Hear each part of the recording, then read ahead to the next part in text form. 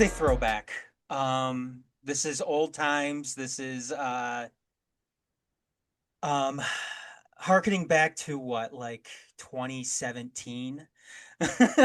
Almost 10 years ago, maybe. Um, I am Adam Hernandez, and Garrett's not here tonight, but I do have a very special guest. Adam Dorf, Waltersdorf, my former co-host on various other podcasts. I can't even go back and name, It, all the at different one point, it shit was that we like did. there was one point it was like 7 a week. Yeah, it We were doing was. like 6 or 7 hours of podcasting a week. Yeah, Yeah, I mean, you could go back through, you can look at the catalog and everything. I'm sure it's up somewhere still, but yeah, there was a lot of them that we used to do together. But Dorf, yeah, it's great to be able to get you back on, talk with you again about, tonight it's going to be Lion centric. Um, but it's good to have you back on and talk about this shit. And it's Lion centric tonight because you went through, and this is what you do, because I remember back in the back during like the 2016 2017s, hmm when you would like focus on like any one particular topic, you'd like go all out on it. And you messaged me what, like about a month ago, and you're like, "Hey, I just like sat down and I like wrote like these Lions articles because I like a lot of things going on in my head." And here you go. There's like three of use them it. right Yeah, there. pretty much like here you go. There's three here. Use them if you want or don't. I don't care. Just But you also did that too. You also did that too with the Tarek Skubal stuff, which maybe we'll yeah, get you back on to talk about that as well. yeah. And then I remember one time too that you went onto like the Facebook page, and you wrote something on there, and you sat there and you like replied to every single person that made a comment to it. And I don't know Oh, if you remember. I don't remember what the I don't know if you topic was, remember but I that. do remember doing that. Yeah, Yeah, you I don't went even. I through couldn't even. Couldn't even tell you what the topic was, but I do remember that was like the golden era of the Facebook argument fight, back before it was, dead internet theory became reality.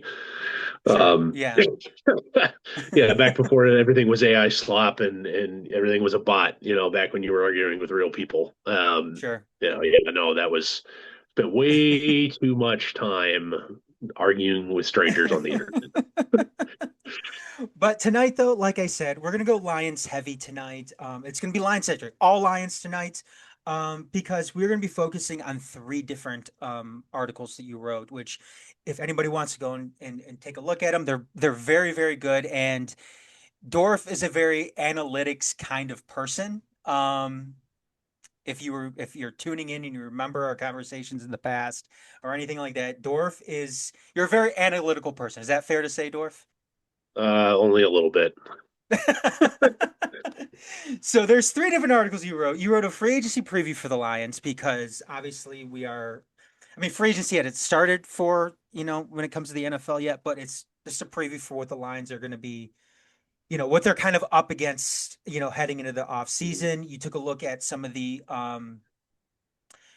players that are already under contract with the team, and then an early off-season to-do list. So we're going to kind of touch on those three articles tonight. And then there are some other topics that we're going to finish off with. Obviously, we got to talk about the Drew Petzing signing with the Lions, which was announced just the other day. Drew Petzing, former offensive coordinator of the Arizona Cardinals, now the offensive coordinator for the Detroit Lions, and uh, just kind of a thought that's making the rounds now within Detroit sports. What to do with Taylor Decker if he doesn't retire? Is this something? Is this a contract? Is this a player that the Lions should entertain moving forward with next season? Obviously, he's at the tail end of his career. Should the Lions cut him, save money to the cap, or is this a guy that they really can't afford to cut heading into next season? Maybe because there's not too many options there at left tackle for him, but we'll get into that just a little bit later. Starting off though, with the free agency preview, Dorf. Detroit may have some tough decisions coming up this offseason.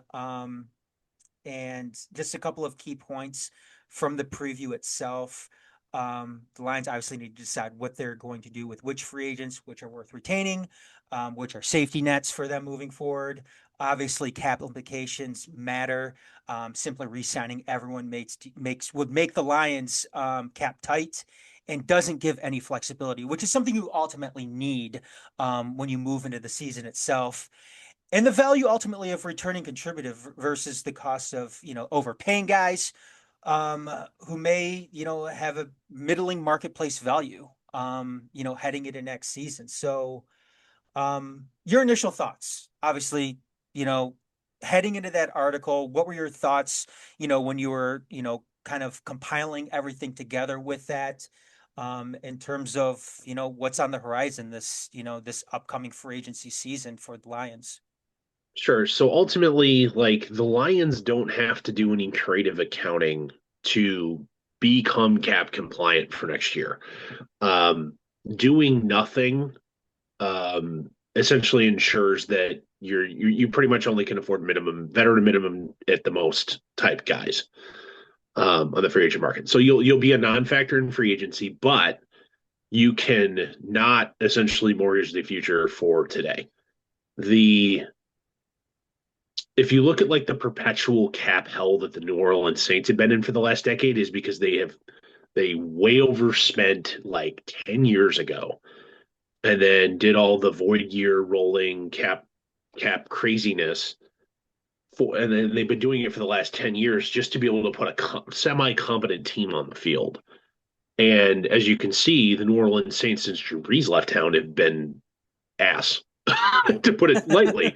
Um, so like in order to put like you can essentially keep the band together largely. Um, but the only way you're going to be able to add is at the extreme margins on veteran minimum at the most, or through the draft. You will be a non-factor in premium free agency. You essentially can't afford to even re-sign most of your own guys for more than a couple $1 million a piece. That's all you're going to be able to do. That means Alex Angeloni's gone for sure. DJ Reader, which they essentially, with their actions over the last year, he was gone anyway. But like he's not coming back. Um, you're not in like ultimately you're gonna have a giant hole at safety because I still don't think Brian Branch is going to be available week one, and Kirby Joseph might be done for good, unfortunately, based on kind of the mutterings throughout the kind of the throughout the season where he was like perpetually just around the corner. It may not get any better. He may not be able to overcome that hurdle depending on what the injury is. Um, if you're okay with that, which I don't think they are, that ends up setting you up for a kind of 10-win max. And quite frankly, this division's going to be freaking loaded. That's not going to get it done. If you're okay with that, then you can essentially do nothing and kind of be okay with being okay. Or you have to start doing creative accounting, restructuring contracts, converting base salary into bonuses and adding void years. And you can be kind of extend your premium window now, but in 2028 and 2029, it's gonna blow. It's gonna be terrible because ultimately, if Jared Goff is still your quarterback at that point, you're going to be paying for him twice because you're going to have the void year, which, like, depending on how you do it, could be up to $30 million of void year money. Um, and like whatever the market rate for a veteran starting QB is at that point. So I mean, you could ultimately have $100 million cap hit for him if he's still your guy in 3 or 4 years, like effectively between the void years and that. Or you start making some tough decisions kind of around the margins. And like the only obvious one is to me where you have like where performance doesn't meet compensation is Graham Glasgow. Um, Graham Glasgow took a kind of major step back this year. Now, Graham is still good enough to be on an NFL team, NFL roster. He's probably not good enough to be your kind of day one plan starter. Now he's a veteran who's not going to embarrass you or be an absolute liability if he has to fill in, and even fill in long stretches. But he should not be option A for an NFL team at this point in his life. He's 30 something years old, in his mid 30s. I think this is his 10th year. He just finished his 10th year in the league. Guy's been around the block. He's been a starter. I think 8 of his 10 years in the league. Um, Career well done. Nice job. But at this point, the production curve is nosediving, and he's not worth $8 million. You can essentially wiggle that down to in the twos. You can save $6 million just by letting him go. Designated as I believe, post June 1st release, and you can move on for that. Or ultimately, a guy like Graham, you may have like the market leverage to say, hey, I can cut you loose, and you'll probably get another deal if you want to keep playing for $2 or $3 million. How about we call it 3.5, and we just kind of redo your contract now. We guarantee it all in 3.5, and you got a job next year. Um, and that's going to cut that down from the 8.4, I believe, if I remember correctly, that you don't. He's a guy that you could do that with. Now, if we, pardon me, if I can kind of call an audible here, we can go over to Taylor Decker as kind of the opposite of that. If we want to detour to No, go Taylor ahead. No, you're Decker, fine. um, Taylor Decker is the opposite. The free agent left tackle market this year is barren, absolutely barren. About the only guy that was a like opening day starter this past year that's going to hit the market is, God, I'm forgetting his name, the guy that started the year in Green Bay. Um, and because of that scarcity, and there's still going to be plenty, there's always 7 to 10 teams looking for the left tackle, um, perpetually trying to fill that hole there. Taylor Decker is going to be, if he wants to keep playing, you're not going to have the same leverage over him to say, "Hey, Taylor, I need you to work with me here. I got to get your cap number down. I need to get your compensation number down." Because ultimately, he doesn't have any guaranteed money left. You could get out for free at this point. But he's worth $22 million against the cap, if I'm remembering correctly. Once again, um, and he will absolutely get that money again from somebody if he wants to keep playing. Because he's still a starting caliber player. Granted, he did go backwards as well, but he went from somewhere between the eighth and 10th best left tackle in the league to still top 15, so probably somewhere around 12 or 13. And he will maintain that position throughout this year, which means he's going to have a job. And as a kind of vested veteran in that 10-year range, he's worth, the market will give him somewhere between 18 and 22. And you talk So about leverage going, too. And you talk about yeah, leverage too. That's something that Taylor Deckers has at this point he right has. now. No, that's I the mean, overall yeah, point considering is the market. Decker's got the Lions here, whereas the Lions have Graham Glasgow. That's my read of the market. Now, granted, not an NFL insider. I don't do whisper campaigns with agents, so I don't have a damn clue. But the market truly speaks. But my read on it is Glasgow, if he wants to keep playing, can still probably be a kind of the first interior lineman off the bench role for pretty much any NFL team for a couple $1 million if he wants to do that job. Taylor Decker will start for more than half the teams in this league next year at kind of free agent market rate, and he will get that money from somebody if it's not Detroit. So your decision isn't, you can't go to him and say, "Hey, I need you to take less for the team." Unless, of course, he really wants to be. You can appeal to like his better angel here and be like, "Hey, man, help a brother out." But if he tells you to kick rocks, you really don't have you have no ability to kind of twist his arm.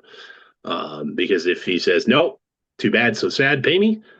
Um, you're gonna have to pay him, or you're stuck starting a guy. You're either moving Penei Sewell to left tackle, which I'm not necessarily against fundamentally. But realistically, are you comfortable going into next season at Giovanni Manu with how little he's been able to see the field in his first 2 years of his career? He is your heir apparent at a tackle position on your roster. And that's it. And if you're trying to be competitive this year, and especially because how bad that offensive line was down the stretch, that should scare the shit out of you. Absolutely. I mean, And you it, don't want to. I mean, there's too much on the line with a project player like Giovanni Manu. yeah, and It's it was really telling the last week of the year. He was eligible to come off injured reserve and was reportedly healthy and ready to go. That they stole Chris Hubbard. I think Chris Hubbard. Chris is his first name. Veteran off another team's practice squad to kind of start that last game. They Yeah. didn't, the game didn't matter. That's the perfect opportunity to try and get a guy in.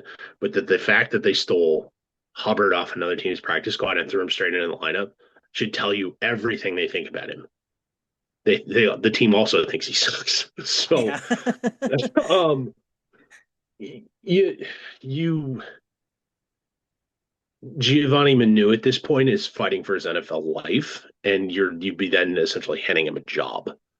Because if you're not going to do this kind of stuff, you can afford to go be a player. Like there's a couple more right tackle starting caliber players that would be like Jonah Williams from Arizona, for instance, like would be available on the market, but where you could get that at more of the like $8 to $12 million range. But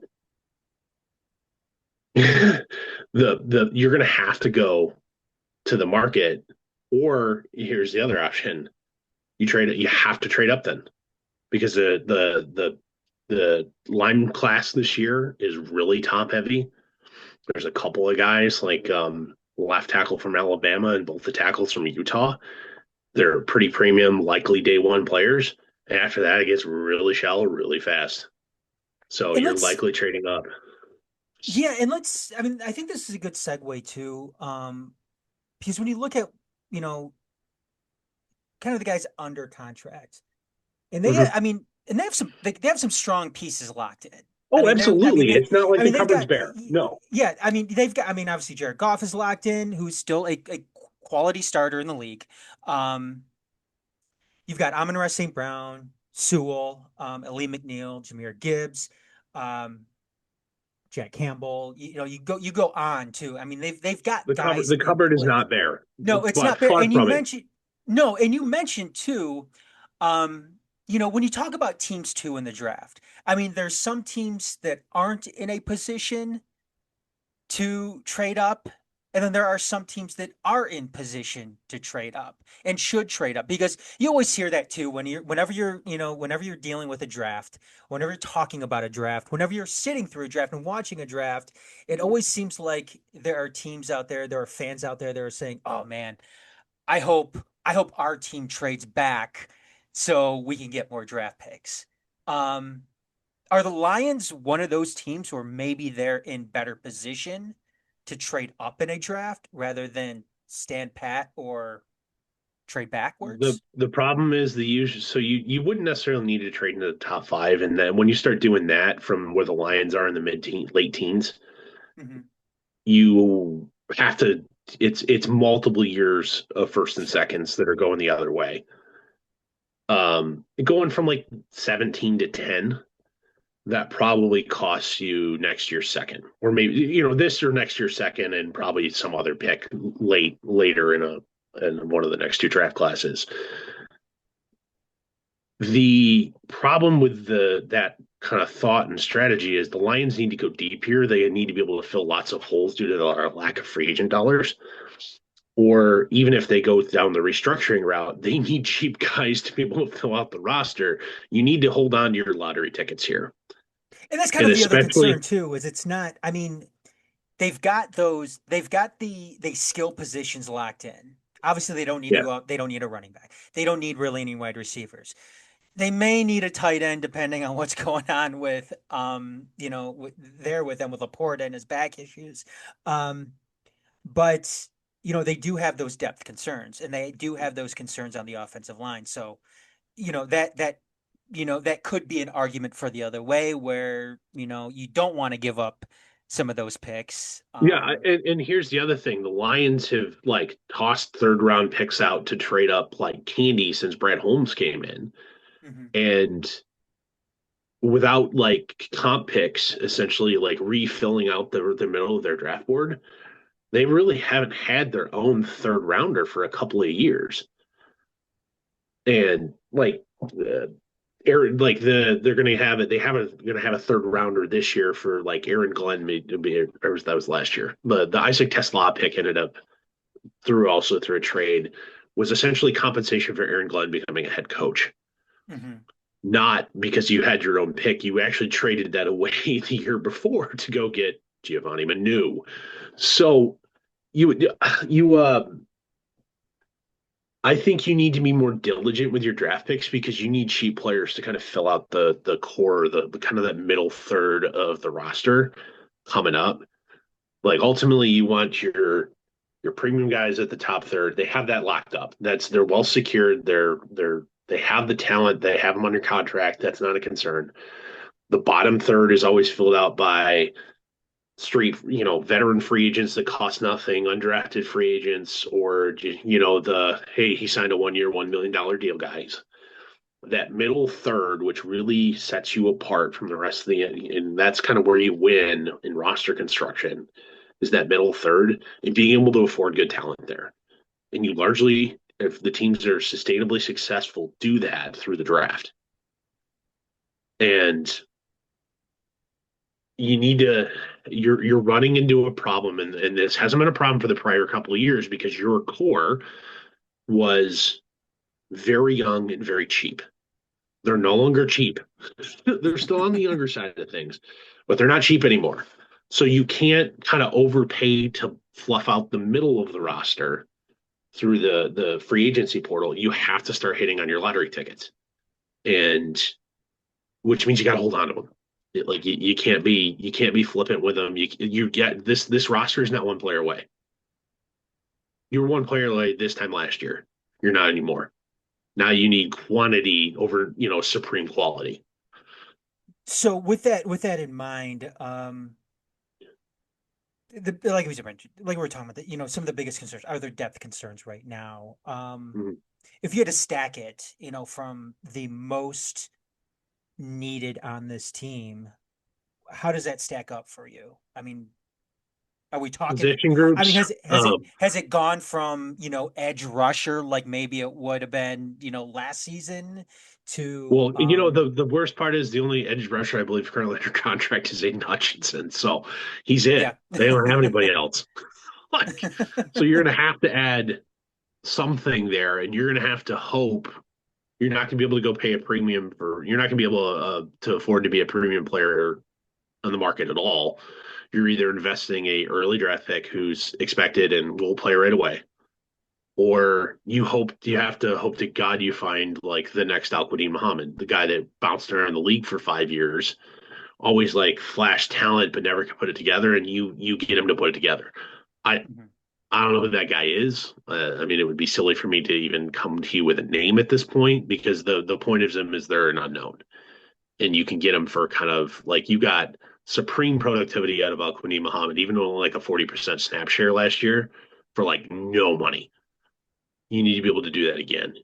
And the thing about taking gambles on guys like that is they usually don't work out that well. You No, got they don't. lucky, and you're gonna need to get lucky again. Um, just please, for the love of God, don't re-sign Marcus Davenport. Hey, though, you're talking about leverage, though. Maybe Marcus Davenport now has leverage over the Lions, and Dude, what does he know about something going on in that building? Granted, like he took a giant pay cut to like stick around this year. His comp went from I forget what it was in 24, but he was only making 2 million bucks at 25. Like he got a Marcus Davenport was a $2 million player. Considering his injury history, like he got a market rate deal. They didn't overpay to keep him last year. And once again, it's just shocking. This is my shocked face that Marcus Davenport was hurt again. I know it was unbelievable. Like, I mean, you feel for the It, guy, but then you're like, how could the Lions go back and do this again with Like, how can they? Granted, like if it was one of those that he was supposed to be like the veteran mentor who was going to pass the torch in the mid year to somebody else, like that role makes sense for the guy. Um, the he's going to play 65-70% of the snaps and be a leader was kind of And at the same time, too, I'm not mad that they didn't go out and do what Green Bay did, get Micah Parsons in there just no, because. and I Green mean, Bay there is was going there to was pay for no. that. They're going to pay royally for that for the next couple of years with their Yeah. roster depth. Hmm. Yeah. So I mean, there was no feasible way for the Lions to do something like that, especially. when we're talking about the depth concerns, you talk about, what they have and don't have with the guards, what they have and don't have with in the the interior offensive line, Yeah. the edge opposite Hutchinson, and just basically overall linebacker and secondary help. Because you mentioned it too, Brian Branch probably isn't going to be ready. I would be shocked if he was ready for week 1 I mean, of it next wouldn't be season. unprecedented for an NFL player to come back from an Achilles tear that fast. I mean, look at the most recent example is actually like Cam Akers. And Mhm. granted, Cam Akers was thought of as like the running back of the future with Los Angeles prior to his Achilles tear. They rushed it back. He had, I believe it was in training camp, and he made it back for the Super Bowl that year. Um, but Cam Akers was not the same player after, and is out of the. It was is essentially. I think he's still bounced on and off rosters since then, but he's effectively out of the league. Yeah. Granted, that could be a Um, shelf. You could attribute that to a shelf life issue with running backs, but at the same time, like Brian Branch is in. If we're going to put our, we're going to be Brian Branch's advisor or agent here for a minute, you are screaming at him not to rush this back.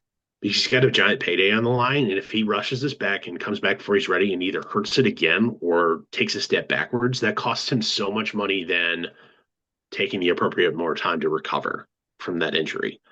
So if Brian Branch is a doesn't matter, I'll work hard and play football hard and the money things will work out later type guy, um, you could potentially see him. He won't participate in training camp, but you could see him back early. You could see him back feasibly for week 1. It's not impossible, but if his advisors are in his ear, the rational thing to do is to potentially start the year on the pup list and not come back to midseason. yeah. I mean, that would seem like the logical thing to do if you're him and do it because I'm kind of remembering too like um I remember us doing a show like a long time ago where we talked about NFL doctors and team doctors and who they have um who they are really looking out for in that sense. Is it the player or is the team, when it comes to getting a very effective player like a Brian Branch back on the field, especially if you're the Lions too, um, considering what's going on with Kirby Joseph and Mhm. the fact that they also don't have a lot of depth when it comes to that I secondary. I mean, mean, you look at the Lions' defensive play down the stretch, and why I think it nosedived is largely because the safety play went from pretty darn good to absolute ass cheeks. And like I know, like if you look at the PFF ratings, like Avante Maddox is graded out really well. Did okay in coverage, quite frankly, but like his run support was absolute dog shit. Like mhm, his run fits were terrible, and like the rotating guy that largely played next to him throughout the rest of the year, because it was like three different guys that rotated through there: Thomas Harper, Daniel Thomas, God, who's the other one? But ultimately, he had like Avante Maddox opened the year as like safety number 5, and he was the only guy you could count on by like week 14. That's sad and yeah, scary, and um, you're going to need to. I think Thomas Harper could probably play in this league, but you can't roll into next year with Thomas Harper and question mark because you own Thomas Harper. You have him, I believe through exclusive rights for agency. You own him, so like he's yours for nothing. Um, for next year, like that guy can play in this league, but his ideal role for this team is safety 3. It's not 1 or 2. yeah, Um, the and you're going to need to replace Amik Robertson, and quite frankly, that's probably what you can afford to do is depending on how Ennis Rakestraw looked when he's healthy at all, if he mhm, looked like he could play a little bit, that's a guy that's going to have to play because you invested a second round pick in him. Granted, he's had multiple injury issues, and Terrion Arnold is not as bad as I think it comes out to on paper. He's in really good position a lot of times, and guys make really tough catches over him. His PFF grades look terrible. His complete, the non, subjective judgmental metrics don't like him well.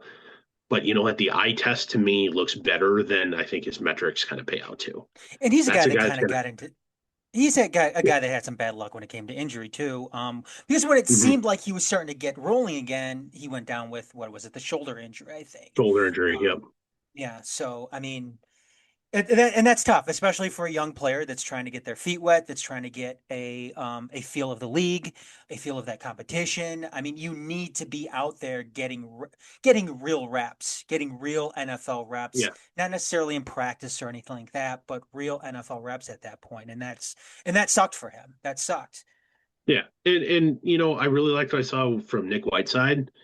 Um, that's a that's not a guy I want to like have option A as a starter, but in his limited reps, when we saw him, that looked really, really nice. A really nice find as a guy to the USFL. Really, really, really good find. Really good story. He's a local kid. That's awesome. But ultimately, you've got Derek Barnes and Jack Campbell under contract. Those guys will be your two linebackers that never leave the field types. Derek Barnes kind of getting that promotion from the first guy off when they went to nickel, and I think he'll do fine in that role. Kind of playing shifting from strong side to weak side. That'll be fine. Jack Campbell's still a stud, but then it's nobody again. But And those two guys are going to kind of yeah, enable you though you to don't let need to Alex address Arizona. that with premium dollars or premium picks, but Sure. it needs to be addressed somewhere. The kind of guys that they've kind of added as those like veterans looking for kind of their last chance. So the last couple of years that haven't worked out, Hmm. um, that's that's largely what you should fill that role with. And then like a day two, late like a day three, early day three picks. That's the kind of place where you fill that roster spot out.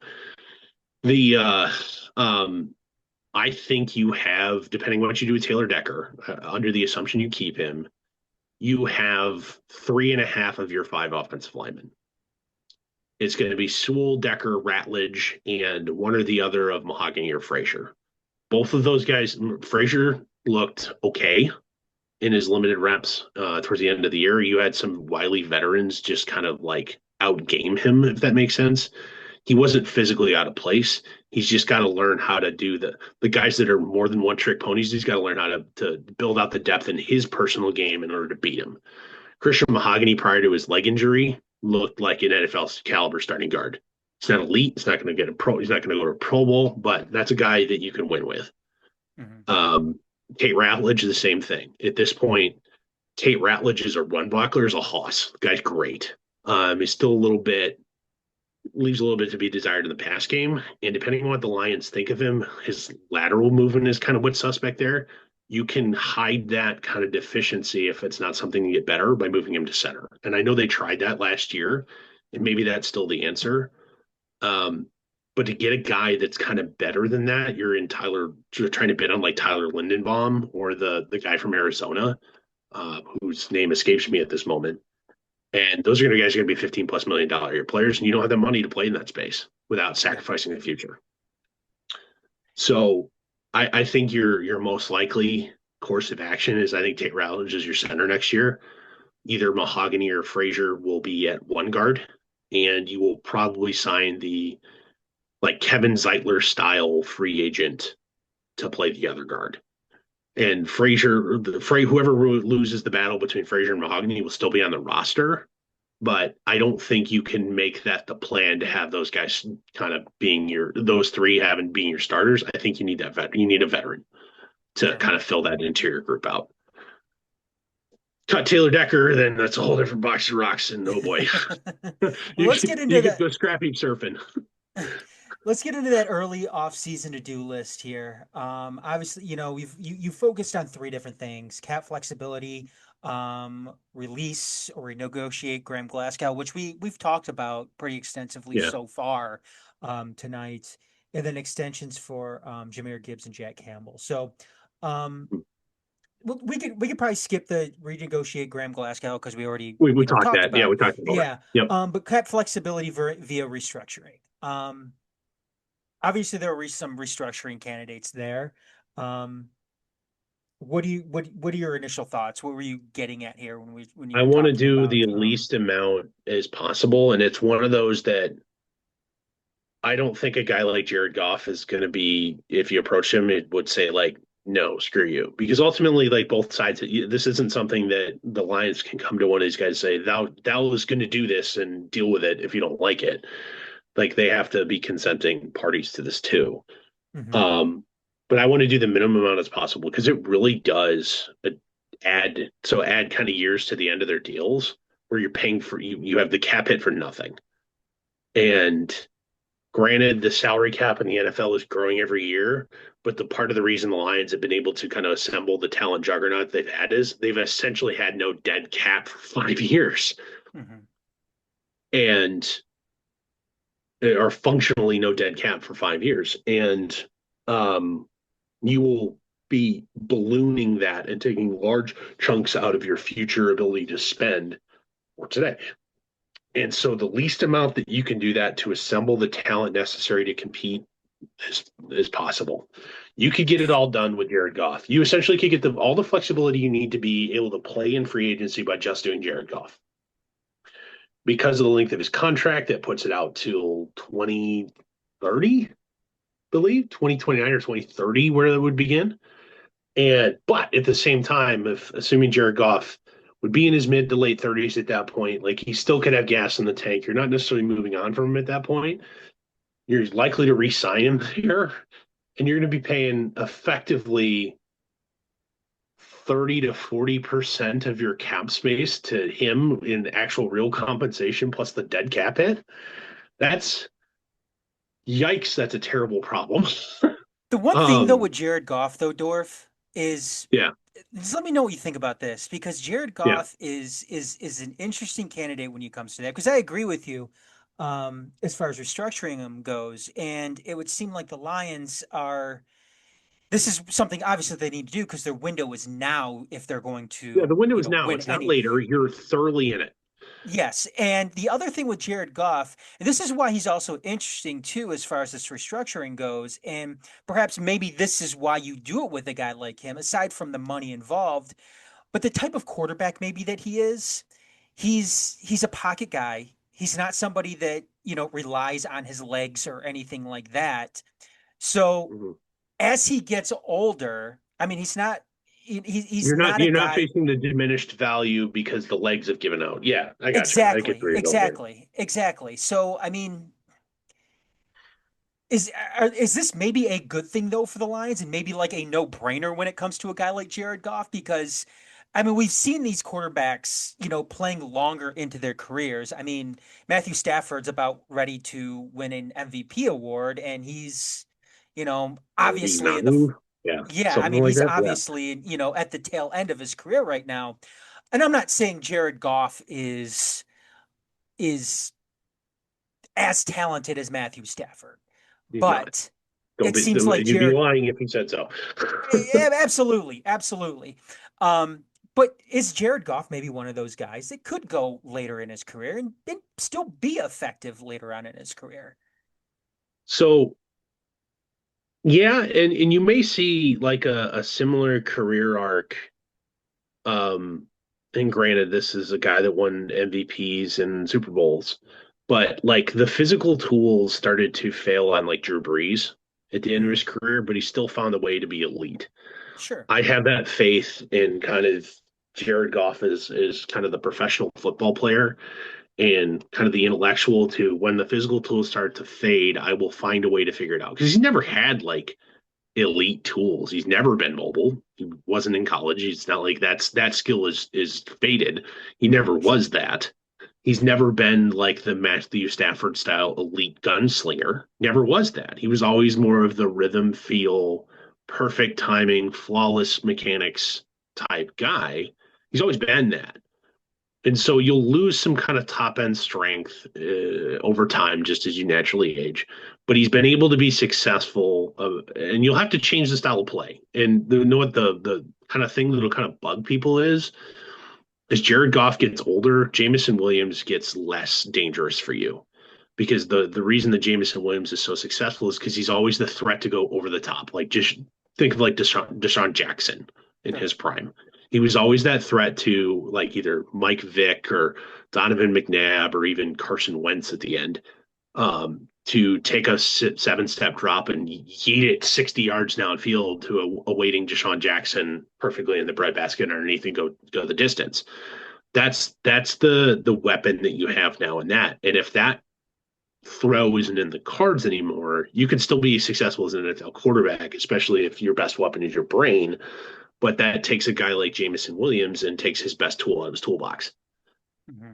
And granted, he's only a 3-year commitment at this point, with his extension, where kind of the intersection of the end of his guaranteed time and Jared Goff's likely downturn in arm strength kind of intersect, where you're not going to be committed to a guy where it is most expensive that you can't use anymore.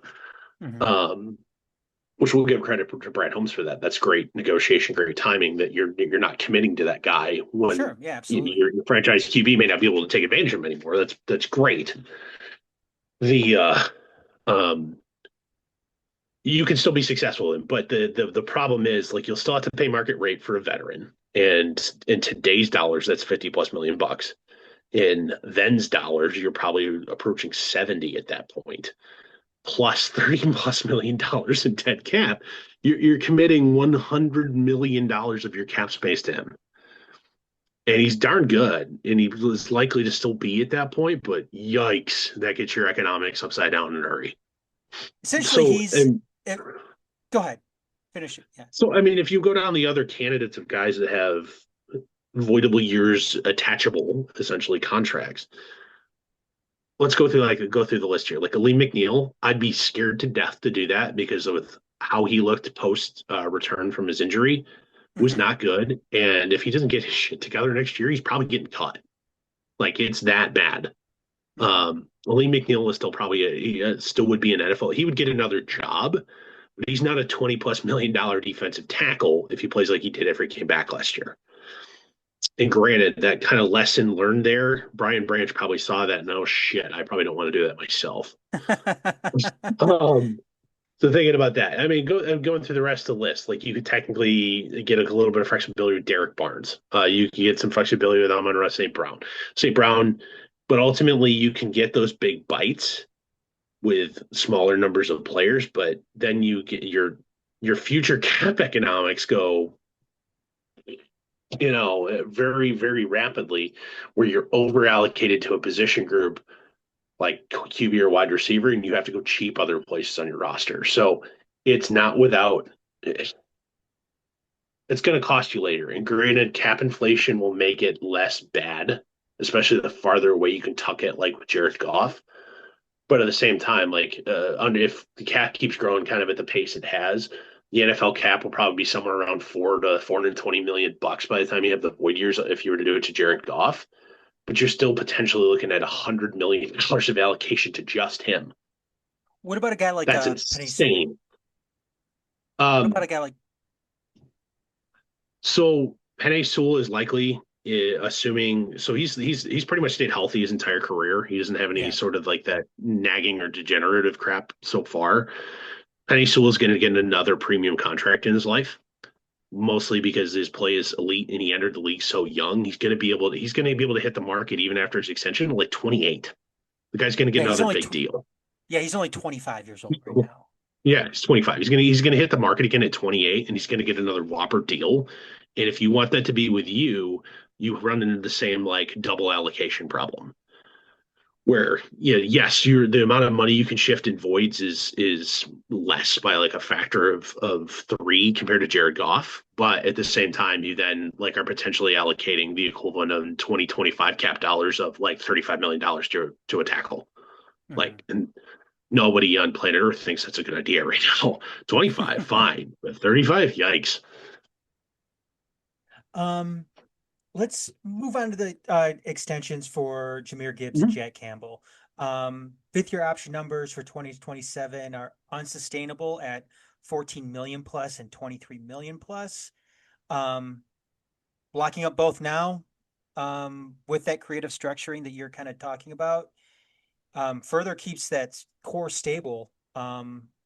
Mhm. without any future cap crunch with And those two so guys. you can, and this is where you can get really creative with, as long as you don't put. So the way NFL, let me detour here. The way NFL contracts work is, if you have the total compensation figure, you have the actual money broken out by the years that they get it, but any sort of signing bonus or roster bonus or anything like that is like calculated. You take the total of that signing bonus, say it's 25 million bucks over 5 years worth of signing bonus, and 5 years gets allotted every year. And so the guaranteed money that you have, or the dead cap hit, is the allotment of that like signing bonus from before. So as long as you don't have to go signing bonus heavy, you could backload the compensation, but you're gonna have to guarantee it. That's the key. Guys will only really be willing to work with you on backload stuff like that is if you guarantee all that money, and not make it performance related. You you could essentially make them cost nothing for the next couple of years to help you maneuver out of the cap hell, and then they explode kind of after you're out of trouble. You could do that, but they're not going to be willing to take those later years as unguaranteed money. You're going to have that's the trade. But you also can't do signing bonus heavy because that gives you a boat anchor throughout the contract. You can't really backload it then.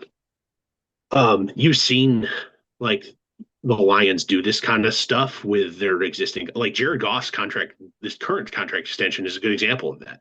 Year one of the extension was 30 million, and this year his cap figure is 66 if they don't touch it. So like you can do stuff like that. And Penny Sewell's is actually like that too. It explodes big league this year. Um, you can do stuff like that, but that means you have to guarantee many, many years, especially at positions where guys are really likely to wear quickly. Playing middle linebacker and running back in this league doesn't make you age gracefully. And No, signing definitely up for not. long guarantees on that is a problem of its own. Yeah, absolutely. I mean, and that's kind of my other question too for you um with a guy like Jahmyr Gibbs. It seems like you have to be incredibly careful when it comes to contract extensions with NFL running backs because when the wheels fall off, They they fall fall off fast. hard. Yeah, they fall off hard. Um, who was that running back with the Rams that 1 year? Or not that 1 year, but Todd Gurley, is that who you're thinking of? Todd Gurley. Todd Gurley, yes. Um, dude was like the best running back in the world when he was on, but it seemed like things hit a wall with him. And once it hit a wall with him, he was He was done. unplayable. He was Yeah. unplayable at that point. Yeah. And I'm not saying that's going to happen to a guy like Jahmyr Gibbs. Um, dude's 23 years old, but it just seems like, given how run heavy this league is, how much tread comes off the tires year by year with these guys. And granted too, um, Jahmyr Gibbs hasn't had a bunch of, injury problems No, he throughout his hasn't. I young think career. he missed No, like one game his rookie year, and other than that, he's been in he's the lineup. yeah, he's been very sustainable. He's held up. Uh, but again, there is still that concern with any NFL running back that you're dealing with, when it comes to giving out new contracts and committing any type of, having any type of long-term commitment with them. Um, is that a concern with you when it comes to a guy like Jahmyr Gibbs, even given, So, how well he's held up and and I how actually effective he's think we, been? well, I think we can actually pivot this to kind of a related topic. What are you going to do with David Montgomery? Because Sure. ultimately, if you want to go back to 23 and 24 styles snap share, Hmm. where they're fairly even, where it might be more of a 60-40 relationship rather than what it ended up at the end of the year, like 85-15. Um, if you're willing to go back to that, and even if it's not David Montgomery, it could be somebody else. You're going to have to commit to putting them on a pitch count, and it's hard to pitch count guys that cost that much money. It's hard to do that. It's hard to justify that. Hard to justify. Yep. Um, so if you're willing to pitch count him, you can kind of mitigate your risk It doesn't eliminate it. You can mitigate it. It doesn't eliminate it. But I still think David Montgomery, speaking of which, has gas in the tank. I still think that's a guy that can play in this league. I just think the Lions didn't control the way games went down the stretch, and they had to go vertical to kind of keep up very quickly. And that was not David Montgomery's role, so his snap share diminished and evaporated. If they go back to like 23 and 24 style, where they dictated terms on which the game was played throughout the year, where you could then like, hey, we're going to not only score here, but we're going to take 6 or 7 minutes off the clock to do it. That's where a guy like David Montgomery thrives at this point in his life, is being that 3 or 4 yards constantly falling forward, 3 or 4 yards in a cloud of dust type guys, where he'll break one every once in a while, but always falls forward. That's the type of role, and he's damn good at that. Sure. But the Lions got in a lot of games last year where very quickly they fell behind, and shit, we can't afford, we need more drives. We need the drive count to stay up so we have a chance to keep back in this game. Because if we try and cut the number of drives here, we're hosed. And that's the role that Montgomery was providing, and that evaporated last year. It was mostly because the defense faltered, and they had to win by in shootouts. They couldn't win by dictating terms. So if you build we're going to run first, we're going to run a lot, we're going to get back to controlling the tempo of the game type offense, moving the change, long sustained drives, not necessarily the big home run plays. Like, you can snap count Jahmyr Gibbs, but there's not a better guy in the league at the explosive plays, goes vertical, be a threat in the passing game. There's not a better guy than that in this league at this point. So about the only guy that's comparable is Bijan Robinson in Atlanta. Like, that's the only guy that's comparably explosive. And um,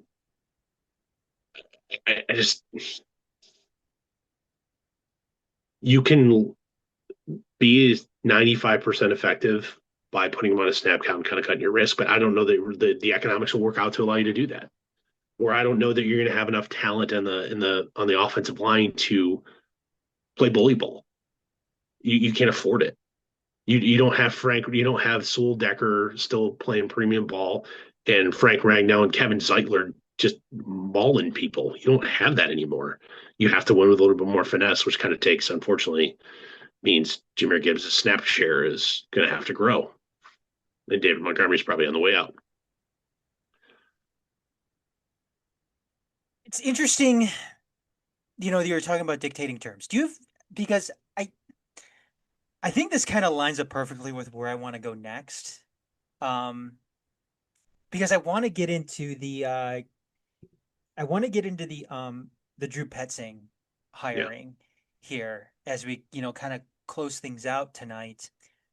Because what you mentioned too about, kind of dictating terms, and the lines being most successful based on that, kind of resorting back to, the 2024 season as opposed to the 2025 season when they were, you know, when they had to deal with more shootouts as opposed to saying, hey, this is what we're going to do. We're going to run the ball down your throats and just, you know, wear you out that way. Um, because the signing of or the hiring of Drew Petzing caught a lot of people off guard, caught a lot of Alliance fans off guard. And because what people were thinking, assumingly, Lions fans, was the Lions offensive coordinator job is a premium position in the league. Um, it's a position that should only go to, maybe the most well-known names, the most well-known offensive minds around the league. And hiring a guy like Drew Petzing, who nobody knew about. We didn't Yeah, even know about him. let's not complain. And the folks are like, what the hell is this guy? Like, you didn't know this guy existed before until 5 minutes after the press conference was announced. Like, come on, stop it, stop Exactly. it. You didn't know who Um, this guy was. You don't no, have an opinion. It's just a name you don't know. it's a name you Stop don't it. know who's not Mike McDaniel. Who's not Mike Um, McDaniel? Right. Yes. Come on, But stupid. the thing is though, Dorf, is when you dig into, the type of coordinator that Drew Petzing is, and you look beyond what happened last year, because what happened last year with the Arizona Cardinals is in some ways very similar to what happened with the Detroit Lions last year. Is most of their guys on the roster, most of their starters were dead. They were Yeah. hurt. They were gone. So he Or didn't. ineffective. Like even the Kyler Murray the benching by IR is, oh, he's got a hangnail, oh, he's going to miss the rest of the year. It's effectively because you can't cut him or bench him when you because of just like the politics of it. Being able to still have a, granted the team didn't win a lot of games in Arizona, but to have a successful offense with that just absolute lack of talent means tells me that guy has some skill as a play caller. Absolutely. Yes, yes. And because when we were talking about David Montgomery and kind of getting back, back to, what the Lions are doing best in 2024, um, it doesn't seem like this hiring of Drew Petzing was just you know, Dan Campbell and Brad Holmes trying to be the smartest guys in the room. They weren't No, trying to, just be like, we're just going to hire one of our boys and get him in here because we want to get him out of Arizona and into a situation where, no. you In know, the hiring one of your boys and kind of keeping the band together would have been like going repoaching Antoine Randall from the Bears as your next play yes, caller. So he went but he went with Ben Johnson to be their assistant head coach, and I think he's still just coaching wide receivers. But like it would have been like to repoach him. That would or JT Barrett, who went there to be their QB coach after being on your team as a QB coach for a couple of years, mostly in the assistant QB coach role.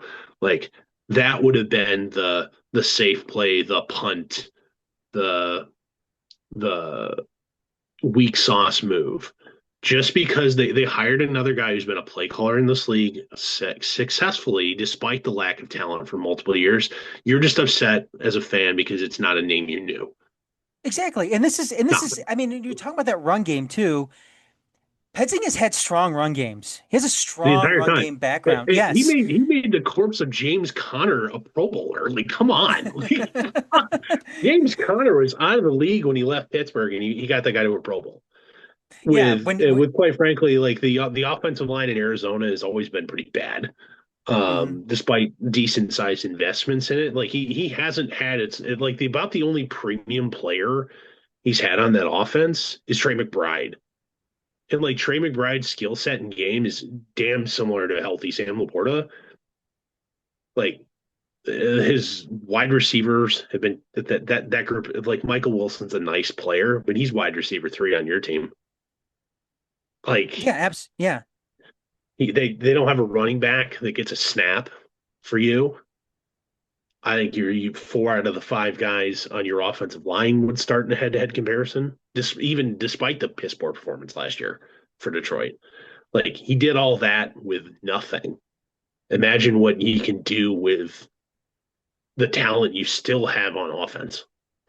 Like that should be exciting to people. Absolutely. Absolutely. And I mean, I don't think they're totally getting away from what they've tried to do in the past, obviously, because there is that Ben Johnson connection with him. I Yep, mean, they were they were just be he was in Ben Johnson's wedding. he was in Ben Like Johnson's wedding. I mean, but just because he's friends with somebody, I mean, doesn't necessarily mean he's going all to the continue NFL to. coaches are, it's the 6 degrees of Kevin Bacon or whatever. If you've coached in the NFL, you're connected to somebody somehow. Sure, Like, come and on. I believe he is from the Kevin Stefanski tree as He well. is, I yeah. think that's yeah, that's Johnson and Petzing both got their start as in the NFL yes. with Stefanski. Yep. And that's kind of the key here too with that is when you're looking at different coaching trees as well. Which I guess you could kind of see why they went and hired a guy like John Morton last year because he Mm-hmm. came from that Sean Payton coaching tree, which in turn is where Dan Campbell also came from. Yep. But obviously there were some other, issues, moving forward with John Morton last year that just didn't work out with the team. Um, And so on the John Morton thing, like ultimately, like if you look at just like the back of the baseball card, for lack of a better term, numbers, like he ran a productive offense. What it absolutely blew at was situational football. I need a 6 minute drive to ice this game. I don't really need to score. I just need to choke the clock out. mhm, Just need a couple first downs. I know to be explosive. That sort of, or I need to, oh man, we've gone three and out, three drives in a row. I just need to move the chains. That kind of stuff it was bad at. Now it scored a ton. It scored plenty. But the situational football of, man, my defense has been out there a lot. I need to chew some clock here. The game within the game stuff that was he was not great at that. sure, I also don't think he was kind of all in on the kind of default aggressive philosophy with Dan Campbell. And part of the reason I think the mind meld between Dan Campbell and Ben Johnson was so great is Ben never had to question if Dan wanted to go for it on fourth down. He always knew that as long as I get half here, I have another play to get the first down. And yes, he yes, called the game yes, accordingly. yep, Essentially, the third down was like second down. hmm, That's how he called the game, and the team executed to that, and they were successful. And that they largely were able to dictate the terms of the game. That didn't happen this year. And I think it's because a guy like John Morton, who hasn't, Sean Payton's not the meathead, always go for it, aggressive type coach. He's not. He's if John Morton is more from that philosophy of, well, third down is third down, I got to get it now or I got to punt type guy. Um, I just don't think there was the perfect alignment there where he was able to kind of shed that previous, I don't want to call it baggage, but I don't think better kind of those preconceived notions to kind of control the game with the way Dan Campbell wanted to, and that's why he yanked the chains. Because ultimately, like they scored enough under John Morton's leadership to be a successful NFL team. They just sucked at the game within the game, sure, and they got better at that after Dan Campbell started calling plays. The problem is the things at the fringes, the game management and other things like that went by the wayside because guess what? Dan Campbell had to micromanage. And yep, you need to get back to a guy that can kind of handle that shit on his own so Dan Campbell can be the field general or the field marshal is the correct term for it and doesn't have to be leading the charge. You need him yeah, you need him back to being a field grade officer and not a platoon sergeant. yeah, and I'm glad you brought that up too about third and fourth down too, because Mm-hmm. that was such a huge factor in the Lions' success a couple of years ago, to Mm-hmm. the point where I don't want to say it was a revolutionary type of thing that was happening in the NFL at that time, but it forced teams to change the way that they were defending and Yeah. how they thought they were going to defend the Lions that season. And it benefited the Mhm. Lions, and I mean, you had other teams trying to do that same exact thing, and it worked for maybe some, and didn't work for others. But the bottom line is that was really a difference maker and a game changer for the Lions, and within that whole NFL ecosystem that particular season. Yeah. And the biggest difference between and I think I said this to a buddy of mine. Actually, I think it was my brother-in-law. Um, Recently is like coaching and that aggressive play calling in 23 and 24 probably won them 5 or 6 games between those 2 years that they had no business winning. Sure. Yep. This year, that aggressiveness combined with a lack of execution to it cost them three at least. Hmm. And so that's the difference between a 12 win team who's probably the sixth seed this year and to going to Cancun at the end of the regular season. That was the difference. Whereas you don't get as deep as you did in 24 without it. So like it's that's the gamble, but it didn't work out this year and ultimately it's because that team didn't execute in money downs as well as the other ones did. They didn't change the philosophy of Dan Campbell of screw field goals unless, of course, it's fourth and more than eight, and um, fuck it, we ball. We're going on fourth down if we're past their own 30. That guy didn't change. It's just their execution to it did. And that if you wanted to do like wins above replacement for coaching philosophy or coaching decisions, Dan Campbell in 23 and 24 was probably +5. This year is -3. So he's still a plus coach overall, but like kind of a stubbornness and a refusal to adapt to the talent you have, where you can't play as aggressive, and not realizing until it's too late, kind of cost them a couple of games. Like they had no business like the first game against the Vikings. They had no business losing the game. They had no business getting But swept by the Vikings this past year. yeah, like and no business. And here's the other thing, like the Packers aren't going anywhere. They still largely can keep the band together. Like the only really starter that they're losing is potential left tackles. Whoever said I couldn't remember their name earlier in the game or earlier in the podcast. Rasheed Walker Mhm. um, is the name. Like he's about the only guy that's not under contract that's worth a damn. They're gonna be very good this next year. The Bears aren't going anywhere. They're ascending. They've got plenty of money to spend. Like can't screw that up. Caleb Williams still doesn't cost anything. Like they're in a perfect time to be dominant. The Vikings will probably bottom out. They're probably Yep. going to bottom out here next year. But you are in a three-way fist fight from opening day for your division, and it is so much easier to make it all the way if you win your division. So, um, you need to find a way to be better than those other two. And the where you sit now, you're in third, and that's not good enough. Like you can No. sneak into the playoffs, but that's not good enough. You're the third best team in your division as you sit today. Um, Real quick too, because we're getting to the end of it here. Yep. We're talking about fit and everything too. Obviously, the Mike McDaniel thing was the name that everybody wanted, but we're Because talking. it's the But only you it's mentioned because you know his name. He's got it's swag. You think he's cool. That's as deep as the analysis of the people who were disappointed went.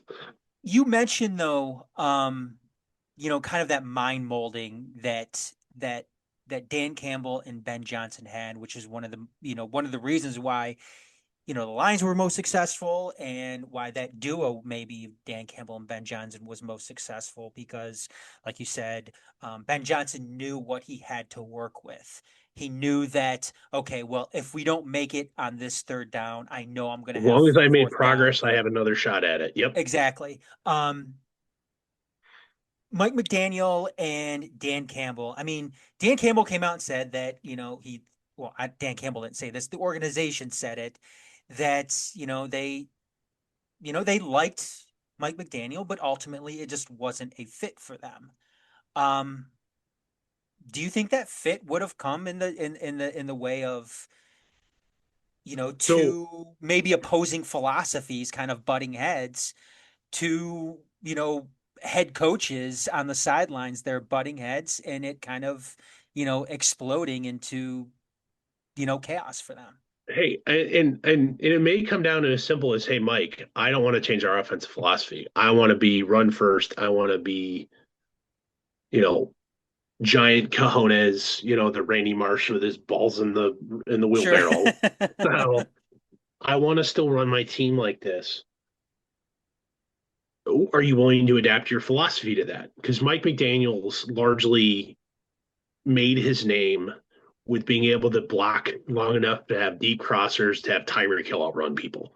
That's Hmm. that's what made both Tua Tagovailoa, worth 10 or 9 figures, and Sure. Mike McDaniel will be looked at as an offensive genius. Um, is deep crossers to so Tyreek Hill outruns man coverage. Like that's what made both those guys famous and probably both worth separately, 50 plus million bucks minimum. Um, hey Mike, I want to play smash mouth two tight end football consistently, and then we can kind of get fancy. It's I want to be Sean McVay style offense with more grit. Are you willing to do that? The answer is probably no. He wants to be explosive. He wants to be dynamic. He wants to take shots and after shot. and if you're not willing to adopt the kind of philosophy under which the roster was constructed, it's probably not a good fit. And I don't know that Mike McDaniel. I have no sources in the building or anything like that. I don't know that Mike McDaniel came in and told him no. Mhm. But if you just look at how Mike McDaniel ran his organization to the way the Lions want to play football, offensive football, they don't match.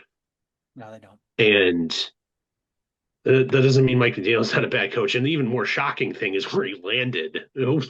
with the Chargers and Jim Harbaugh, who very much also is an appreciator of the run first offense, smash mouth offense. I just, Yes. Yeah. I found that odd.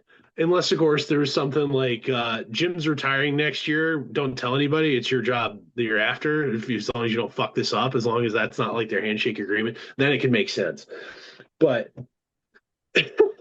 to land with a fellow appreciator of Smash Mouth football, I think is incredibly interesting. But um, No, I anyway, agree. I think that's going to be a very, very fun or it could have been dynamic. as simple as I'm Mike McDaniel. I like wearing capris on the sideline. I ain't moving to Detroit. Thanks to the interview. Yeah. I don't like cold weather. Maybe he came during the worst time of the year too. Oh yeah, I I mean, mean when he was in town, it was awful. The weather was terrible. But I guess if you really wanted him and you're Brad Holmes and Dan Campbell, maybe they're like, okay, you know what? We'll come down to you in Miami. We'll have the interview down there. yeah, no need for a facility tour. We'll come to you. Yeah, we'll come to you, buddy. No, and it totally could have been as simple as I doubt it was that. I mean, Sure. I doubt it was that, but um, I think it was more down to a difference of opinion on what style offense you want to run, and if Mike was like, yeah, I don't know that I'm best for that, and he was a guy that had options. It's not like it was this or go back to being a position coach. Like he was going to be a coordinator, and I mean, he got head coaching interviews. He had leverage. Sure. Like Yeah. if Yeah, you'd absolutely. have to bend to him, not the other way around, and so it didn't work. But I mean, like a guy like Drew Petzing was going to get a coordinator job again somewhere too. And Yeah. more if you didn't hire him, Kevin Stefanski would probably have grabbed him up to haul him to Atlanta. Like if we're And honest, but yeah, Mike McDaniel canceled a second interview with the Cleveland Browns for a head coaching position. Not a yeah. coordinator position, but a head coaching position. So yeah, he definitely had options out there. And obviously the Lions had options as well. So I mean, hmm when I when mean, when this you isn't when the you Lions of the early 20 teens and the 2000s where it's like, oh, where you're hiding the corpse of Mike Martz to call offense for you, like because like, yeah, oh, that was a cool name 10 years ago. Like you're not in that position anymore. You actually get to play in the premium pool, and you got a guy that the league would have also hired for a job sure. in the same role. You didn't have to reach here.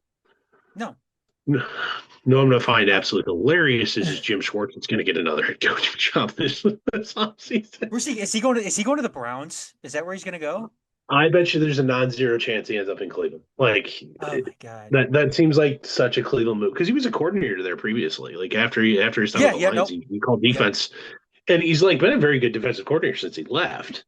It's just it's just going to be so freaking funny And with I Jim wanted, I Schwartz wanted taking not, the job. I wanted nothing to do with Jim Shorts. He may be a good defensive mind, but even when his availability came up, I know there are a lot of Lions fans out there too saying, let's look into bringing in Jim Schwartz, No, maybe you defensive. can't. I, d- I don't want anything to do with previous regimes or anything like that. I just, you know what, we move on for it. I'm fine with them moving forward I with mean, Kellen Shipper. it's not quite as it wouldn't have been quite as bad as James Franklin landed in Virginia Tech, and then Brent Pry, who's replacing. He's like, "Hey, you want to stay in town and be the DC Yeah. again? Be my DC again?" That is absolutely hilarious. Is Yeah. hey, you don't even have to move out of your house. Just you're gonna move over one office, and I'm the boss again. Okay, Yeah. Um, that's hilarious. anyways, You the got door, demoted. yeah. We kind of talked about the Taylor Decker thing kind of at length Yeah, too, and how he has plenty of leverage in this situation he's right got now. leverage here. Like the Yeah. only kind of complicating factor is I just hope he doesn't. I don't want to use this term, Frank Ragnow, where he makes his intentions known relatively soon and doesn't waver on them. Because if he wants to be done, please at least tell me by the Super Bowl so I can. You're Prepare doing for it. contingency planning and succession planning already, regardless of his answer. But do I need to go make a trade, or do I need to look at working out like trading up, whatnot? Because you're not gonna be able to just go like, oh, I've got $22 million now. I can throw at a free agent left tackle. There isn't one worth doing that to if it's not him. So But it's even um, disastrous too if they're not sure what he's going to do you just heading keep, into the just please draft too. please, Yeah. or at least like let me know by if you can't let me know by 5 days after the Super Bowl when free agency begins. Like for the love of God, at least let me know before the draft. Yeah, Don't definitely. bail on me in the middle of the summer. Like, Absolutely. yeah, Um, but yeah, just I if Taylor decides he wants to be done, thank you for your kind of warrior spirit and your efforts to remaking the Lions into a winner. yep. Um, Job well done. Appreciate you very much, Taylor. But He's a um, guy that was there during the really bad times and the really good oh yeah, times. yep, So, and it's he deserves the right to kind of if he wants to be done, he can be done, and I don't think anybody can be upset at him. no, Um, absolutely not. there's no cap. There's no screwing of you or the cap. There's no animosity there. Is just please don't quit in the summer. Do it before then. If you're gonna be done, yeah, that's my only ask. Like you've earned the right at this point, kind of with your status of the franchise and your status as an NFL player to kind of go out on your own terms, and Absolutely. just don't bail on me over the summer. Um, anything else, Dorf? Anything you want to add No, I to, just no. If you want to talk Tarek Skubal another time, I'm totally down for that. That is, I would just say this: if we want to preview that conversation, the negotiations between the Tigers and Skubal are not the real story here. It's Scott Boras and the MLB. you know what? That's a good preview because yes, let's definitely get something set up for you to come back on Mhm. and talk about the Tigers and that whole Tarek Skubal situation because you also did write an article too about that, which people can go back to on Yeah, it was at DetroitTheMajorSports.com and some check point in it. December, I think. Yeah, But like, which I yeah, I think mean, is the still summer. relevant. It's still relevant. I think it's still Yeah, I relevant mean, today. like the kind of only refreshing you need is like, wow, I assumed it was going to be some compensation in the low 20s, not low 30s potentially, which kind of changes your team economics more. But um, the I still think the best option to kind of maximize winning today and setting yourself up for tomorrow may be to ride it out this year. And if you're in it at the deadline, just settling for a comp pick in the end. Like Sure. you'd be nuts to bail on a guy that's won back to back. We'll save it. Sorry, we'll save Yeah, that. let's Save it for let another time. let's yeah, let's get things maybe set up. Maybe not tonight, but we can continue talking too to see when we want to get you back on too. Because Mhm. I think that's a very, very interesting conversation. Revolving around, yeah, like you mentioned, a guy that has, won two consecutive Cy Youngs and is in the final year of his deal with the Tigers. So, but yeah. So anyway, Dorf, thanks for coming on tonight. This was a First podcast appearance, I think, since yeah. 2021, I think, Yeah, today. yeah, this was great. First time with you, I think, since 20, but night two, it was either late 19 or early 20. And Yep. first time on the air since I think late 21. So this felt good to do this again. Yeah, Appreciate it. yeah, Thanks for it's the it's offer. great. Yeah, no problem. No problem. And I can't wait to do it again. So, anyways, that's gonna do it for tonight, everybody. So for Dorf, I'm Adam. Have a good night, everybody. Go Yep. See Lions. y'all later. Thank you. Thanks again for checking out the latest episode of Detroit City Sportscast. For more of this type of content, go to Detroit.themajorsports.com where you can see not only this, but all prior episodes of Detroit City Sportscast, along with our other Majors Detroit content, whether it is the Mulling Over Detroit Sports, any of our post-match recaps, or Make City Make Spence and Channel 451 for our Detroit City-centric content. Additionally, we are on YouTube at The Majors TV. Be sure to hit like and subscribe if you haven't already. And we're on social media. Twitter and Instagram, we are at TMSNX Detroit. Blue Sky is TMSNXDetroit.bsky.social. Also, we are on Facebook at The Majors Detroit. And if you check out your podcast in audio form, you can find us at The Majors Detroit. Be sure to hit like, subscribe, and leave a 5-star review. It goes a long way towards helping out everyone here at The Majors Detroit in their efforts. Thanks again for checking this out. Catch you later.